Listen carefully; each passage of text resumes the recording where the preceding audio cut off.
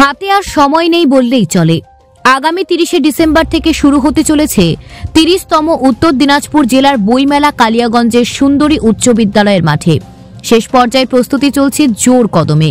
রবিবার দুপুরে জেলা গ্রন্থাগার আধিকারিক দেবব্রত দাস ও পুরপ্রধান রামনিবাস সাহার উপস্থিতিতে বইমেলা স্টলগুলি লটারির মধ্যে দিয়ে বিতরণ করা হয়। 30তম জেলা বইমেলায় এবারে শতাধিক স্টল করা হয়েছে। এই স্টলে বই বিক্রেতারা নিজেদের বইয়ের পসরা সাজিয়ে বসবেন।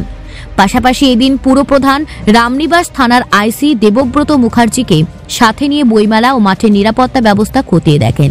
বইমেলার চারপাশ জুড়ে সিসিটিভি ক্যামেরা বসানো হচ্ছে।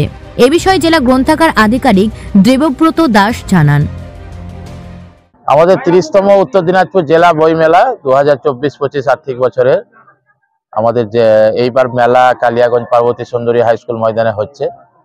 কালকে শুভ উদ্বোধন আছে।